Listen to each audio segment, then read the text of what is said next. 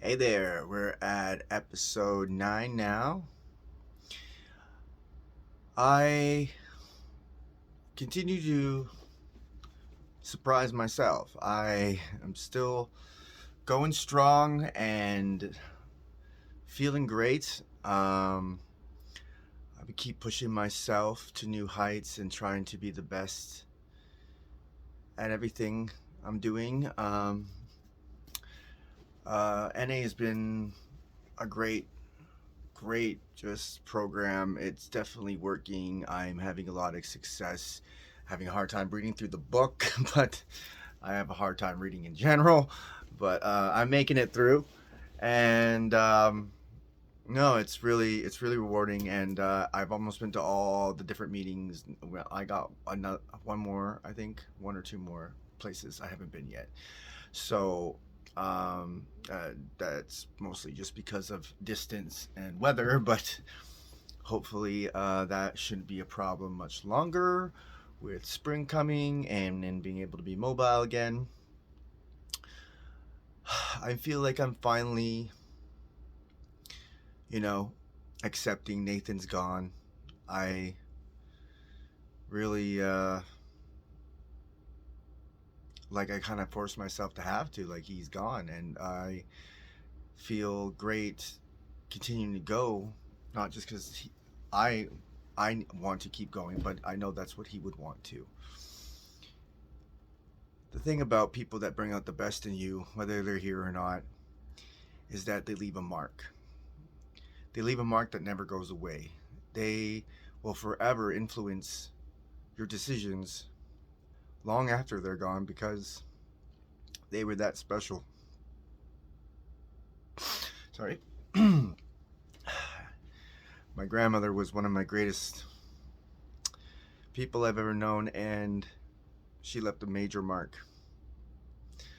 Losing her almost destroyed me because she was everything I wanted to be. Such a good person, beautiful heart, do anything for anybody.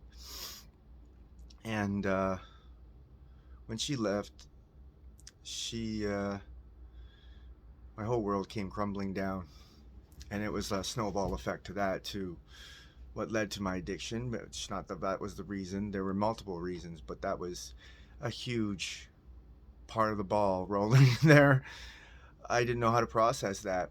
I knew that day would come one day, subconsciously, in the back of my mind, but I just didn't want to accept that. Knowing that this time, I think it was a little bit easier to process Nathan's passing. It brought up a lot of emotions from the deaths of people I haven't processed since my breakdown, and then through the lockdown, like I was a little bit too mentally far gone to deal with that, so I kind of put that on a back burner, and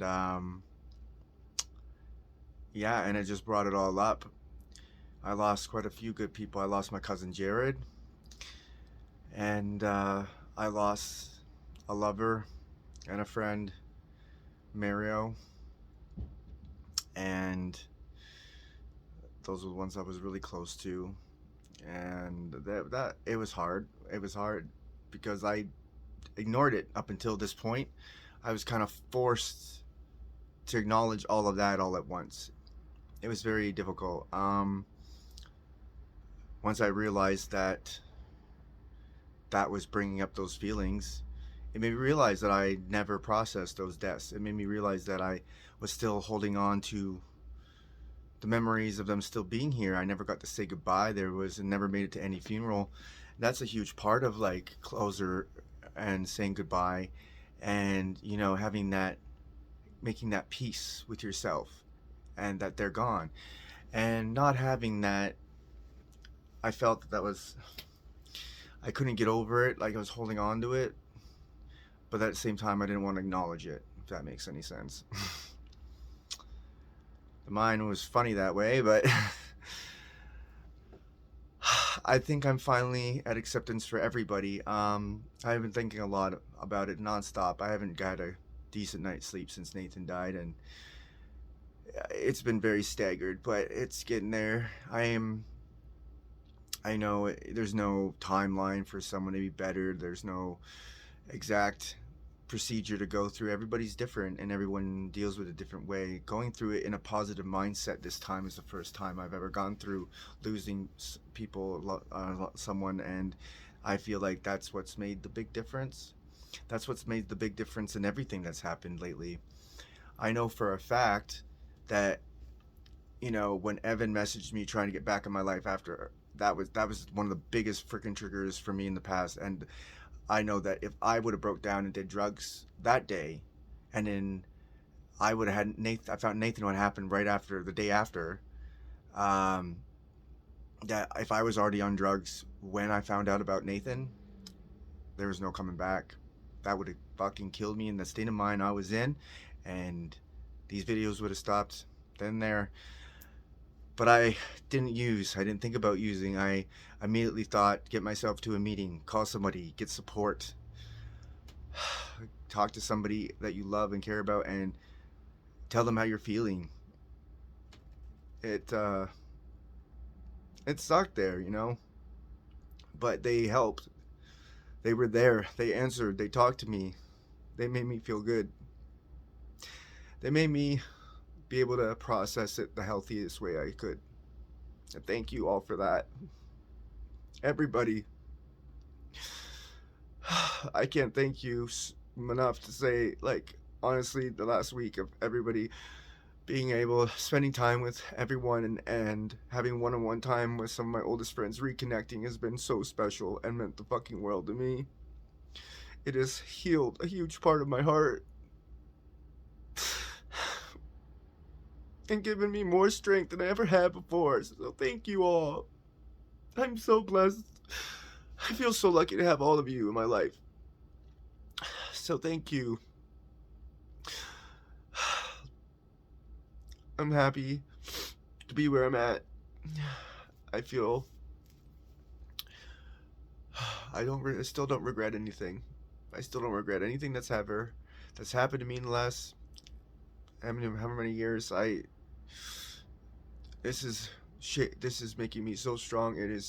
I can see myself being shaped to this, molded to this strong, resilient, amazing person that's gonna do amazing things, and it's happening right before my fucking eyes. It feels good to have purpose. It feels good to know that I have a future. It feels good to know that I'm gonna do many great things yet in this world, and it fills my heart with love and joy.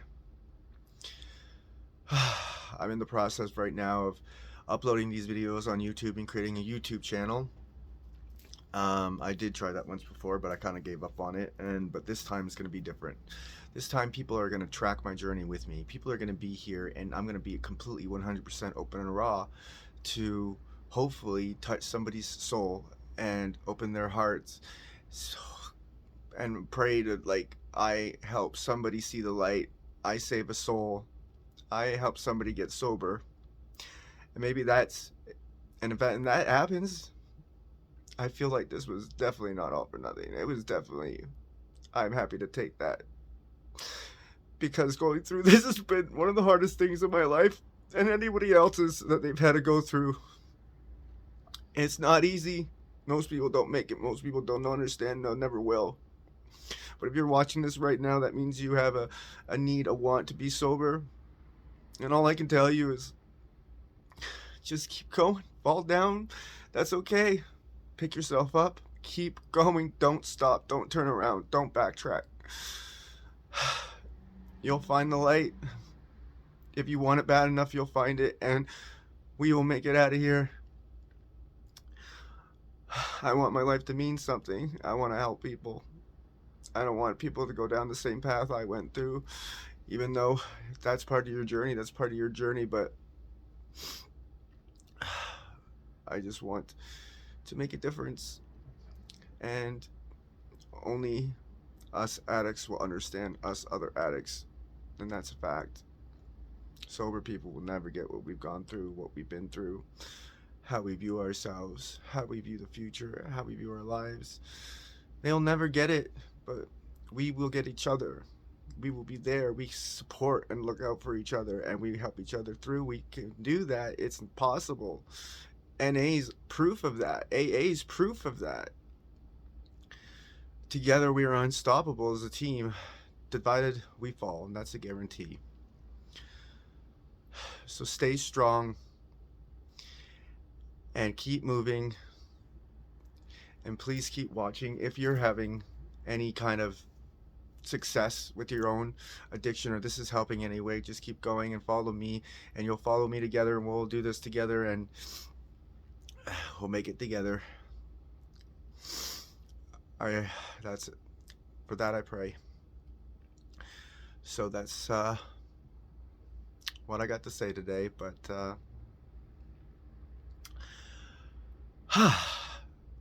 thank you all for the support.